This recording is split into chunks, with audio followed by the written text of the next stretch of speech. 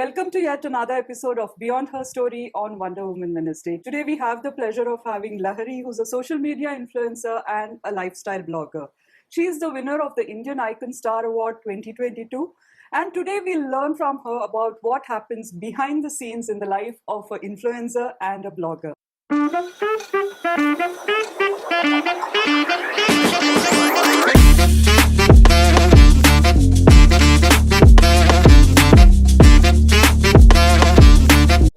Welcome, Lahari, to Beyond Her Story. It's such a pleasure to have you. Thank you so much for having me today.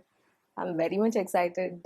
I'm here to share about my journey. I'm Yes. pretty excited and nervous as well. Yes. So let's see how it goes. Lahari, I think today we know that people are wanting to become influencers and bloggers, and there's a story behind why each one of them have become what they are today. Yeah. So, what's your story? So I actually did not start off this on a notion that I have to become a blogger. So it was something very casual.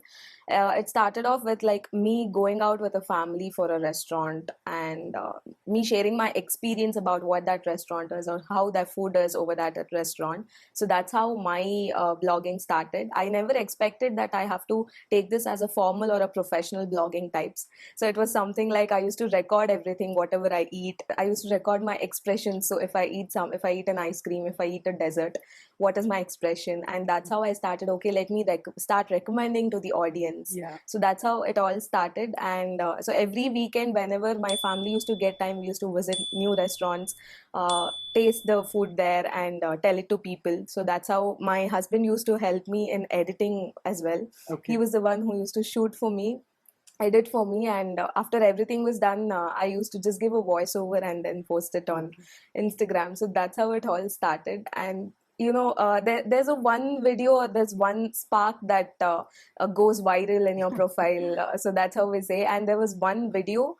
It was not a restaurant video also. It was a temple video which went viral. So Okay. there are many people who didn't know about that temple. Okay. And that video reached like 30,000, 40,000 views.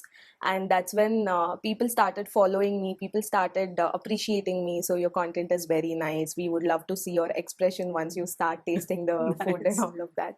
So that's how it all started. And then later on, brands started approaching me for collaborations. So then I got to know, okay, it works like this. Brands do ask us, and then we go work with at that restaurant and review it on our page. Okay. So that's how it formally started. And then I thought, okay, there is a word called blogging. Until then, I never thought, okay, blogging is there, something like that. So that's about my journey. Okay, so you didn't start off with the mindset that you want to become an influencer. No, yes. It just happened because you used to record. Yes. Was it by any chance right after COVID or something that you started? No. It was not right after COVID. Actually, in COVID, I used to do home recipes, cooking recipes. And you used to post it on your Instagram? I had a separate channel for that. Okay. So it was completely Kitchen Diaries by Lahari. So that's a separate profile. Okay. But after COVID, when I actually was pregnant, only then I started craving for something. And then my husband used to take me out, and that's how I started recording and posting as a feedback. But yeah, maybe in the initial days of like 2021 end or 2022 January, that's when I started. That's an interesting journey, Lahari. But I think people have this mindset that, influencers' life is glamorous. They get brand deals. There's a lot of money. I think that is what is spoken about mostly in most of the platforms. But you being in this field now for around more than 2 years now, what has been your experience in terms of, I'm sure there's a lot of effort which goes behind the scenes, right? Yeah, if you can share a bit about it. Sure. So there's a lot of things happening at the back end. Just to give a 1-minute detailed video, there are audience who will just see the video for 15-20 seconds, and if they don't like anything or if something is inappropriate for them, they just comment, they just give a negative comment and scroll. But just to give that 1-minute detailed information, a lot of things happens at the back end. We have to first script for that particular brand before going to the shoot. We have to do proper research about the brand. script on how the client is expecting the deliverables from our side, visit the place, shoot the content, and then there is a lot of like 1 or 2 days of time that goes behind for editing. And then once the edit is done, we have to give the voiceover according to that script. And there are many times that voiceover doesn't come according to what we expect. And there are some days that we fall sick and we will not be able to give voiceover as well. So after all that, after taking the brand's approval, before getting the approval, we get rejections from the brand. So that is another thing. I don't want to talk about that now. But once we get the approval, when we take the video live, and we expect something, we don't expect that we want every video to go viral. Correct. But at least we expect some reach, that or some appreciation from the audience that the video is good, or we have tried your recommendation, it is pretty good. And there are some dry days where the video has not even seen by like 2,000 people in a day. So all of these things, and keeping those aside, when we receive negative comments or negative reactions on that video, that actually feels so bad for us. Like 3-4 people at the end who give their entire time working on this video, and people are just like judging that 1 minute video in like no way. So there are some challenges that I have faced, but now pretty much I am confident and happy that the only thing we have to follow is be consistent in what you deliver, and make sure you give the quality content, and do not sugarcoat anything, or do not give polished content, just give as it is. So that's how I'm following, and today I'm here and I'm happy about that. I think like you rightly said, I think nowadays people want authenticity, the realness when you show anything. And I think that is what you follow as well. That's what Correct. I know from you, that you only do genuine reviews. So when it comes to a food and beverage brand, if I visit any restaurant, if there's any dish that I have not liked personally, I will make sure I will not show that in my content, and I will tell the brand that this is the negative feedback from my side. It doesn't mean that I will review the same on my profile, but I'm just telling you, and I'm not showing it on the video, but I'm telling it to you just to make sure you can rectify, so that tomorrow when my video goes live and many people look at my video, they will come and taste every dish. I can give my recommendations, but I cannot force people to try the same dish when they visit tomorrow. And when they visit tomorrow and try that dish, they should not give the negative reviews for the same. So it's better you rectify first, and then I can take my video live. So that's how I follow. And I don't post any negative reviews saying that this restaurant is like that, they're not hygiene, or they don't give quality food, something like that. It is something that I tell them in the back end, but on the profile I make sure I give the honest reviews. Thanks, Lahari, for sharing all the details. Now, there are a lot of people who want to get into this and are not sure. So if somebody wants to get into blogging at this point of time, what would be some of your tips that you can share? Because there are a lot of people who give randomly tips on social media, and you don't know what you should listen to, and you end up trying too many things. So as per you, what are some of the at least basic things that people should do? Okay, so basics would be like, if you visit a restaurant, I would give an example of that. If you visit a restaurant, if you're recording something and if you like that dish, you make sure whatever your expression is, just show it lively on the video or on your review, instead of acting or copying somebody's expression. That gives a fake review on your video, and you get to see that on camera as well. So it's better, if you like something, if you give that expression, show the same way. And if you don't like it, make sure you tell that you don't like it.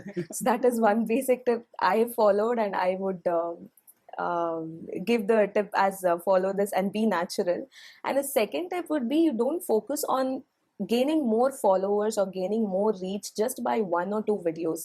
Make sure you're consistent. So daily you put content. Whatever if you start off with lifestyle, make sure you give content on lifestyle every day, at least a 1-minute story or a 60 seconds video, anything as such. It need not be a reel every time. Make sure you engage with your audience. That's how people will feel, okay, she is consistent in what she's doing.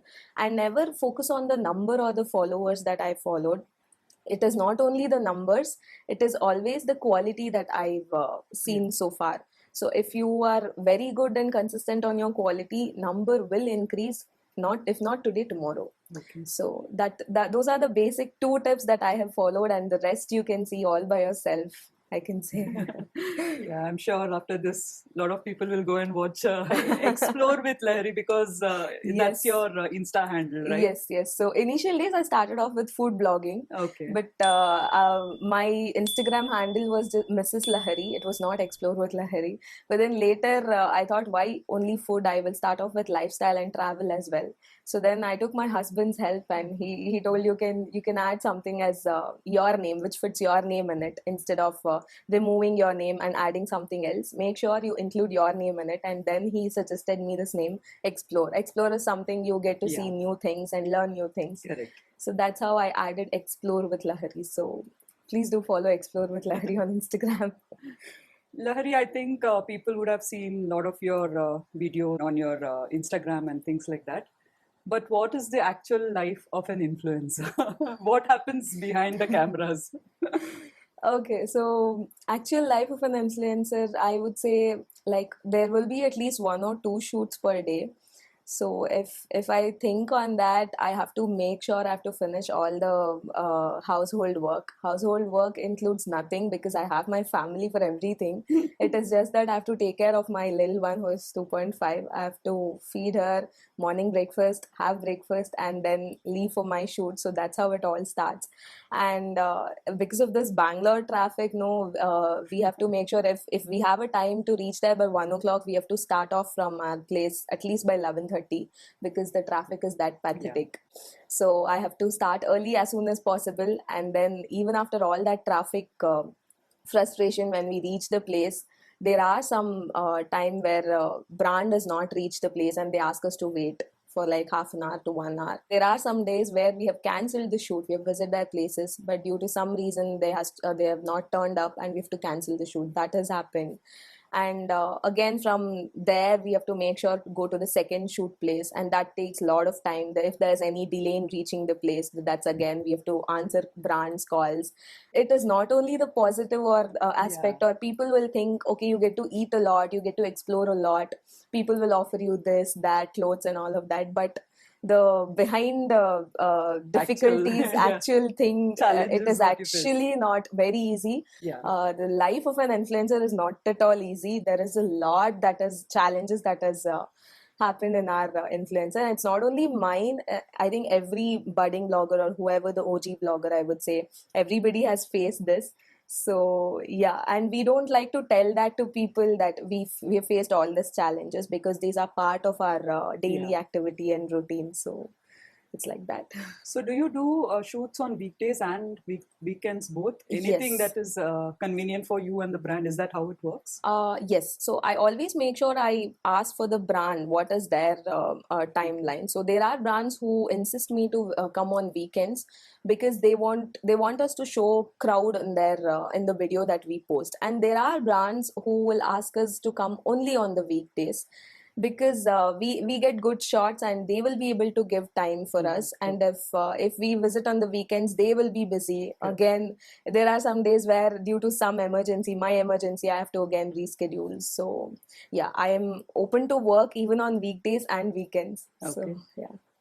So one question I have is, we've spoken a lot about shoots and behind the scenes and things like that. Other than this, what does Lahari like to do? I actually like to roam around, and that's what I'm doing right now. I don't like to sit idle at home. I like to go out, explore things, learn new things. And I'm a foodie, basically. Anything that I love deserts. So yeah, I love deserts. I love exploring new deserts, and I love shopping. So apart from this, I love shopping.